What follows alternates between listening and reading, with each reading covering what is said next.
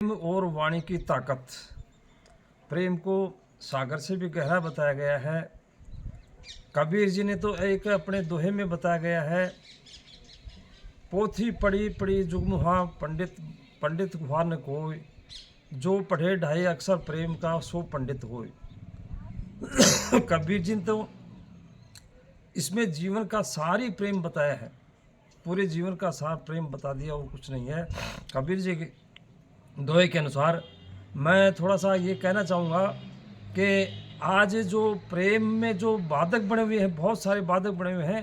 रावण है, दुर्योधन है, कंस हर गांव में पैदा हो गए हैं, तो उनको त्याग देना चाहिए हमें।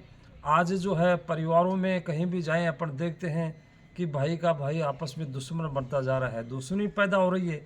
कभी एक माँ के जो है उसमें प्यार में पले बड़े बड़े बड़े हुए थे और वहाँ एक ही आंगन में खिले हुए थे, लेकिन आज जो है उनमें देखते हैं बड़े होने के बाद में तो उनमें कईयों के संपत्ति का बंटवारा है, कोई उनमें ज़मीन जायदाद का बंटवारा है, कोई रुपए पैसे का बंटवारा है, और वो जो है बंटवारा वो सारा प्रकरण वो कोर्टों में चला गया है। तो इस तरह से आपस में भाई की दुश्मनी बढ़ती जा रही है, बढ़ती जा रही है। तो उसमें उस प्रेम के द्वारा उसको हम कम कर सकते हैं। तो प्रेम होना चाहिए हर परिवार में, हर भाई भाई में प्रेम होना चाहिए।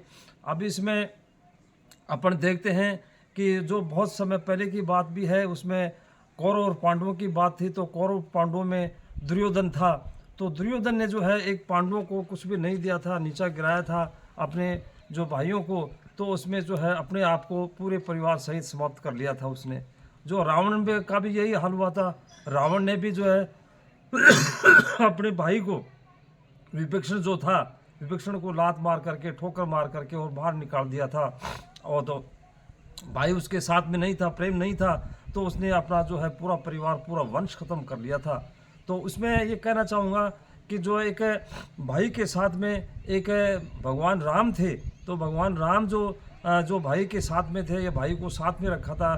भरत और राम का मिलाप आपको सबको पता है कि भरत और मिलाप उसमें कैसा गहरा मिलाप था उसमें। तो उसमें एक जो है उसमें जो मिले थे भाई और प्राण मिले थे, इसमें से प्रेम और प्राण मिले थे एक साथ में। तो यूँ कहें तो मेरा कहने का मतलब ये है कि आपस में प्रेम से रहें, जीवन यापन करें। दूसरा एक वाणी का बताया गया है कि वाणी को बहुत सोच समझ करके बोलना चाहिए। वाणी में बहुत बड़ी ताकत होती है। अब हर परिवार की हर घटनाएं होती रहती हैं, मैं सुनता हूँ, जो देखता हूँ। अब अपने के कि सास बहू के झगड़े होते रहते हैं। बहू ने जब खाना बनाया, बढ़िया खाना बनाया उसने, और उसमें थोड़ा सा नमक ज़्यादा पड़ गया, तो उसमें सास के पास में जब वो थाली गई, तो सास ने जो है उसमें झुंझला करके गए, उसमें बोला कि वो हमें पशु समझ लिया है, हमें पशु समझ लिया, इतना नमक डालती हो, इसमें क्या सीख करके आए हो, क्या देखा तुमने। इस तरह से डांट लगाई उसके बहू के। तो उसमें जो है और बहू ने भी जो है उसमें झुला करके आकर के आविश में आकर के कह दिया कि खाओ तो खा लो, नहीं तो अपना बनाओ।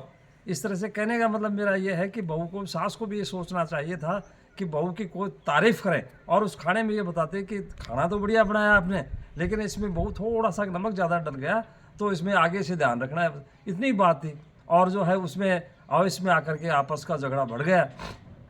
तो थोड़ा सा इसमें मैं कहना चाहूँगा कि प्रेम बना रहे आपस में, प्रेम घर में, तो उसमें जो है सब वहाँ लक्ष्मी का वास भी होता है और सभी देवी देवताओं का वास होता है। नहीं तो आजकल जो है अपन देखते हैं कि एक वो सेठ की छोटे से एक चुटकुला है, उसमें बता देता हूँ आपको, लंबा बन जाएगा वीडियो।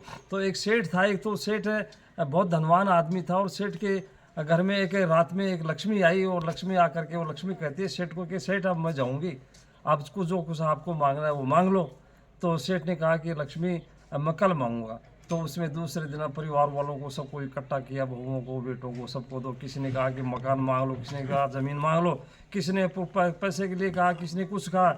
एक छोटी बहू थी, तो बहू ने कहा कि जो है एक लक्ष्मी से ऐसे पापा जी को कह दो, उसकी सास को कहा कि भाई हमें जो कुछ नहीं चाहिए, हमें हमारे बीच में प्रेम छोड़ दे लक्ष्मी।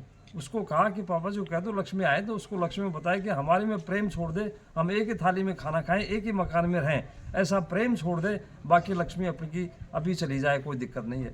तो उसमें जाकर के सेठ के पास में फिर दोबारा लक्ष्मी आई, तो सेठ ने कहा कि लक्ष्मी जो है इस तरह से जो हमारे में प्रेम छोड़ दो, और जो हम एक ही मकान में रहें, एक ही जगह खाना खाएं बैठ करके, और जो है तो लक्ष्मी ने कहा कि शेठ तू तो हमें दोबारा बांध लिया है, यहीं रहने के लिए मजबूर कर दिया है।